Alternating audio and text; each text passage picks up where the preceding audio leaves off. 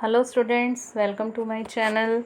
We are reading chapter 3 of geography, motions of the earth. Previous video में हमने read किया कि how many types of motions of the earth.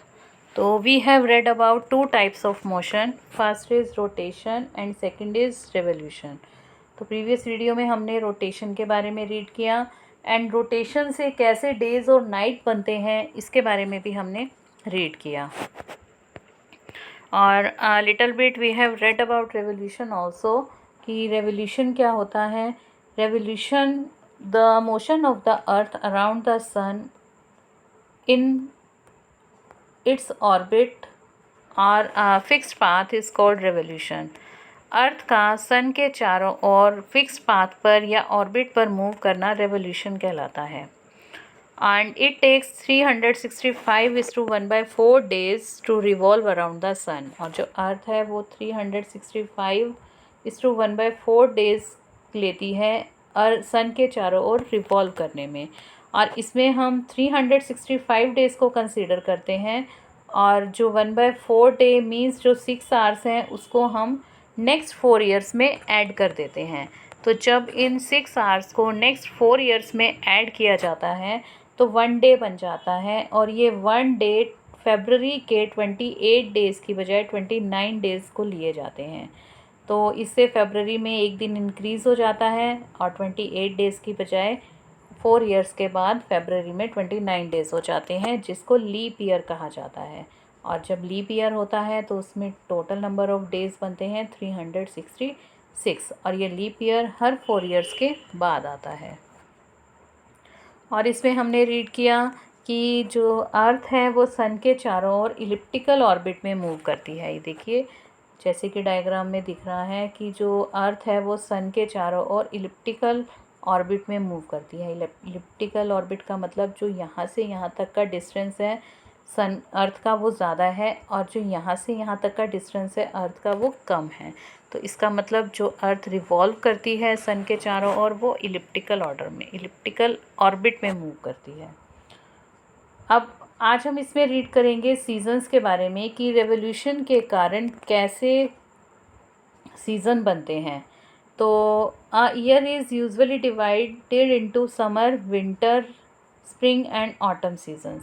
Seasons change due to the change in the position of the earth around the sun. हम इसमें summer, winter, spring और autumn season के बारे में रीड करेंगे. और सीज़न कैसे चेंज होते हैं? सीज़न चेंज होते हैं जब अर्थ की पोजीशन सन के चारों ओर चेंज होती है तो इस वजह से सीजन्स भी चेंज होते हैं. जैसे कि आप फिगर में देख सकते हो कि अभी अर्थ यहाँ पर थी. अर्थ रिवॉल्व करते करते जब यहाँ पर आई है तो यहाँ समर सोलिस्टिक है. तो जब अर्थ मूव करते करते इस डायरेक्शन में आई है तो यहाँ पर ऑटम सीज़न हो जाता है. तो उसके बाद सन ऐसे रिवॉल्व करती है तो यहाँ पर सीज़न चेंज हो जाते हैं. तो इस तरह से जैसे जैसे अर्थ रिवॉल्व करती है, जैसे जैसे अर्थ मूव करती है तो उस तरह से उसी के अकॉर्डिंगली सीजन्स चेंज होते हैं. तो हम यहाँ स्टार्ट करेंगे सीज़न के बारे में. So look at the figure 3.3. You will see that on 21st June the northern hemisphere is tilted towards the sun. अगर हम फिगर 3.3 में देखें तो हम क्या देखेंगे कि 21 जून को नदर्न हेमिस्फेयर सन के सामने टिल्टेड है. मीन्स नदर्न हेमिस्फेयर का पार्ट सन के सामने झुका हुआ है. The rays of the sun fall directly on the tropic of Cancer. और सन रेज जो हैं वो डायरेक्टली ट्रॉपिक ऑफ कैंसर पर पड़ती हैं. As a result these areas receive more heat. और इसका रिज़ल्ट ये है कि जो नदर्न हेमिस्फेयर के जो एरियाज़ हैं वो सबसे ज़्यादा हीट रिसीव करते हैं. The areas near the poles receive less heat as the rays of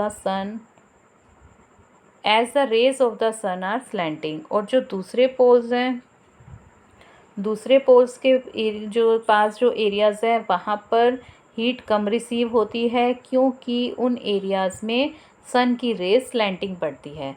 अब हम नदर्न हेमिस्फेयर की बात कर रहे हैं तो नदर्न हेमिस्फेयर सन के सामने झुका हुआ है. तो यहाँ पर ट्रॉपिक ऑफ कैंसर है, वहाँ पर सन की रेज सीधी पड़ती हैं. अगर हम सदर्न हेमिस्फेयर की बात करें तो सदर्न हेमिस्फेयर के जो एरियाज़ है वहाँ पर कम हीट रिसीव होती है, क्योंकि सदर्न हेमिस्फेयर तक सन की रेज स्लैंटिंग पहुँचती हैं, तिरछी पहुँचती हैं। The north pole is inclined towards the sun and the places beyond the Arctic circle experience continuous daylight for about 6 months। और जो नॉर्थ पोल है वो सन की तरफ इंक्लाइन किया हुआ है, सन की तरफ झुका हुआ है, तो इसलिए जो आर्कटिक सर्कल के बाद वाले जो प्लेसेस हैं वहाँ पर कंटिन्यूसली 6 months के लिए डे टाइम होता है, डे लाइट होती है।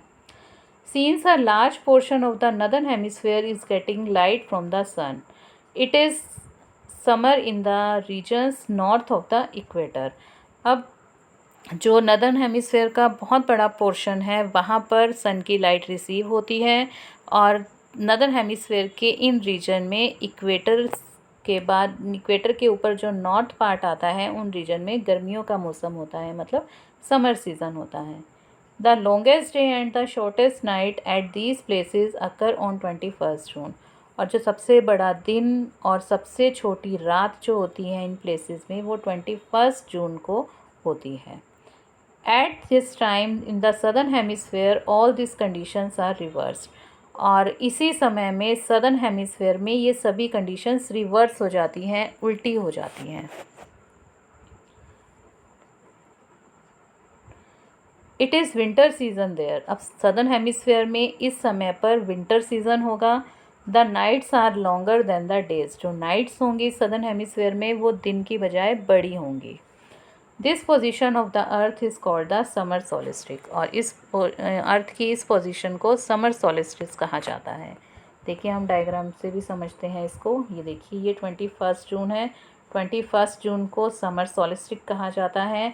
21 जून को सन रेज जो हैं, सन की rays directly tropic of Cancer पर पड़ती है, जो कि इक्वेटर के ऊपर है। ये इक्वेटर है, दिस इज़ इक्वेटर, और इस इक्वेटर के ऊपर है ट्रॉपिक ऑफ कैंसर। तो सन की रेज ट्रॉपिक ऑफ कैंसर पर डायरेक्टली पड़ती हैं, और जो नदर्न हेमिस्फेयर है वो सन के सामने झुका हुआ है। तो इस वजह से जो सन रेज है वो नदर्न पार्ट में, नदर्न हेमिस्फेयर में सबसे ज़्यादा हीट रिसीव करता है, इसलिए नदर्न हेमिस्फेयर में समर होती है। और अगर हम सदर्न हेमिस्फेयर की बात करते हैं तो सदर्न हेमिस्फेयर में सन की रेज जो है वो स्लैंटिंग पड़ती हैं, इसलिए सदर्न हेमिस्फेयर में इस टाइम पर विंटर सीज़न होता है। तो 21 जून को समर सोलिस्टिक कहते हैं, जिसमें नदर्न हेमिस्फेयर में समर सीज़न होता है और विंटर सदर्न हेमिस्फेयर में विंटर का सीज़न होता है। तो ये तो था समर सोलिस्टिक। नेक्स्ट हम बात करते हैं विंटर सोलिस्टिक की। तो on 22 December the tropic of Capricorn receives direct rays to the sun as the south pole tilts towards it. अब 22 दिसंबर को ट्रॉपिक ऑफ कैप्रिकॉर्न सबसे ज़्यादा हीट रिसीव करता है, क्योंकि जो साउथ पोल है वो सन के सामने झुका हुआ होता है। As the sun's rays fall vertically at the tropic of Capricorn a large portion of the southern hemisphere gets light. अब जैसे कि sun rays directly tropic of Capricorn पर पड़ती हैं, तो जो एक बहुत बड़ा पोर्शन है सदर्न हेमिस्फेयर का वो सबसे ज़्यादा लाइट रिसीव करता है। Therefore it is summer in the southern hemisphere with longer days and shorter nights. इसीलिए सदर्न हेमिस्फेयर में 22 दिसंबर को समर सीज़न होता है, और यहाँ पर सबसे लंबे दिन होते हैं और सबसे छोटी रातें होती हैं। The reverse happens in the northern hemisphere. और इससे उल्टा नदर्न हेमिस्फेयर में होता है।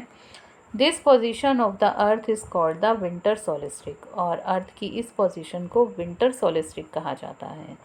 Do you know that Christmas is celebrated in Australia in the summer season. अब क्या तुम जानते हो कि ऑस्ट्रेलिया में क्रिसमस जब सेलिब्रेट किया जाता है तब समर सीज़न होता है। देखिए इंडिया में जब क्रिसमस सेलिब्रेट करते हैं 25 दिसंबर को, तो आप देखते होंगे कि 25 दिसंबर को कितनी ठंड होती है इंडिया में। बट 22 दिसंबर को हम सदर्न हेमिस्फेयर की बात करें तो सदर्न हेमिस्फेयर में 22 दिसंबर को गर्मियाँ होती हैं।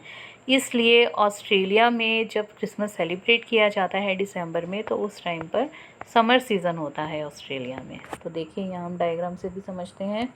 ये है हमारा विंटर सोलिस्टिक, अब देखिए अर्थ मूव करते करते, जैसे अर्थ रिवॉल्व कर रही है, अर्थ इधर रिवॉल्व करके ऐसे रिवॉल्व करके आएगी, तो यहाँ पर जो नदर्न हेमिस्फेयर का पार्ट था वो सन की तरफ झुका हुआ था।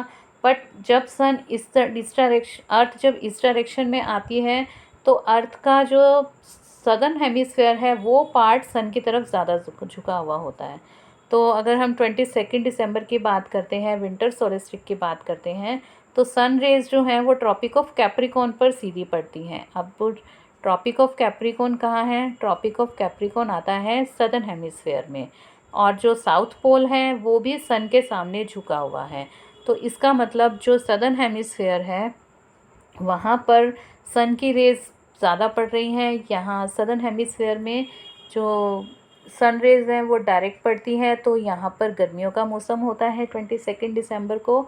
और इसी के अपोजिटली अगर हम विंटर सीज़न की बात करें तो नदर्न हेमिस्फेयर में 22 दिसंबर को विंटर का सीज़न होता है। जैसे कि आप देख सकते हैं कि इंडिया जो है नदर्न हेमिस्फेयर में है, तो इंडिया में दिसंबर, जनवरी, फरवरी के मंथ में बहुत ठंड होती है। तो यही चीज़ यहाँ पर भी दिखाई गई है कि 22 दिसंबर को जो सन रेज़ हैं वो डायरेक्टली ट्रॉपिक ऑफ कैप्रिकॉर्न पर पड़ती हैं, तो जो नदर्न पार्ट है वहाँ पर जो सन रेज़ हैं वो स्लैंटिंग होती है। इस वजह से नदर्न हेमिस्फेयर में विंटर का सीज़न होता है और सदर्न हेमिस्फेयर में इस टाइम समर सीज़न होता है, जिसको हम विंटर सोलिस्टिस कहते हैं। नेक्स्ट हम बात करते हैं इक्विनॉक्स की। On 21 March and September 23rd, direct rays of the sun fall on the equator. अब 21 मार्च और 23 सितंबर को जो रेज ऑफ द सन की जो रेज हैं वो इक्वेटर पर, एकदम इक्वेटर पर पड़ती हैं। At this position neither of the poles is tilted towards the sun, so the whole earth experiences equal days and equal nights. This is called an equinox. अब इक्विनॉक्स में क्या होता है कि जो सन रेज है वो डायरेक्टली इक्वेटर पर पड़ती है, और इस पोजीशन में कोई भी पोल, ना ही नॉर्थ पोल और ना ही साउथ पोल, सन की तरफ झुका हुआ होता है। इसी कारण से जो पूरी अर्थ है उसमें इक्वल डेज और इक्वल नाइट्स कंसीडर किए जाते हैं, क्योंकि कोई भी पोल जो है वो सन के सामने झुका हुआ नहीं है। जो सन रेज है वो डायरेक्टली इक्वेटर पर पड़ रही हैं, तो इससे क्या है कि पूरी अर्थ पर इक्वल डेज और इक्वल नाइट्स कंसीडर किए जाते हैं, जिसको इक्विनॉक्स कहा जाता है। देखिए हम डायग्राम में देखते हैं, तो ये है इक्विनॉक्स। ये देखिए यहाँ पर 23 सितंबर को इक्विनॉक्स, 21 मार्च को इक्विनॉक्स हो रहा है। तो इक्विनॉक्स में क्या होगा, जो सन रेज हैं वो डायरेक्टली इक्वेटर पर पड़ेंगी। इस टाइम पर कोई भी पोल सन के सामने नहीं होगा, तो जो सन की रेज हैं वो डायरेक्टली इक्वेटर पर पड़ती हैं। तो इस वजह से अर्थ के पूरे पार्ट में, पूरी अर्थ जो है वहाँ पर इक्वल डेज और इक्वल नाइट्स माने जाते हैं।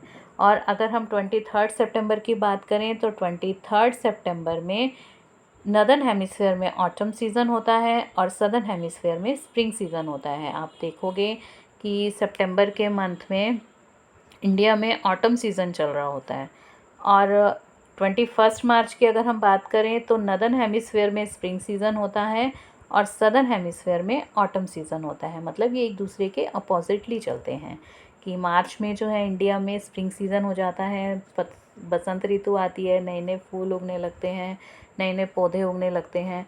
और ऑटम में क्या होता है, 23 दिसंबर को जब नदर्न हेमिस्फेयर में ऑटम का सीज़न आता है तो उस टाइम पौधों के पत्ते गिरने लग जाते हैं। तो ये जो सीज़न्स हैं वो अर्थ के रेवोल्यूशन की वजह से आते हैं। जब अर्थ अपनी पोजीशन चेंज करते हैं तो उसकी वजह से सीज़न्स में चेंज होता है। तो ये था हमारा इक्विनॉक्स की। इक्विनॉक्स में सन रेज जो हैं वो डायरेक्टली इक्वेटर पर पड़ती हैं, जिसमें इक्वल डेज और इक्वल नाइट्स कंसीडर किए जाते हैं। So on 23rd September, it is autumn season in the northern hemisphere and spring season in the southern hemisphere.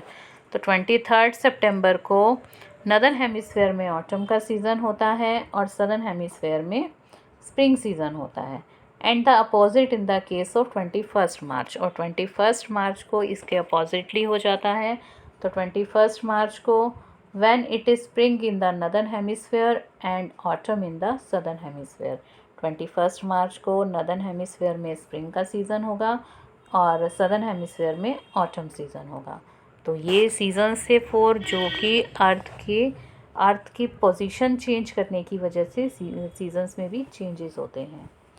Thus you find that there are days and nights and changes in the seasons because of the rotation and revolution of the earth respectively। तो इसी तरह से आपने देखा, आप देखते हो कि किस तरह से डेज़ और नाइट्स बनते हैं अर्थ पर और किस तरह से सीजन्स में चेंज होता है। क्यों चेंज होता है? क्योंकि अर्थ जो है वो रोटेशन करती है और रेवोल्यूशन करती है। तो अर्थ की रोटेशन की वजह से डेज़ और नाइट बनते हैं और अर्थ की रेवोल्यूशन की वजह से सीजन्स में चेंज आता है। तो ये तो था हमारा रेवोल्यूशन, कि रेवोल्यूशन की वजह से किस तरह से सीज़न चेंज होते हैं। So here our chapter is completed। Thank you students.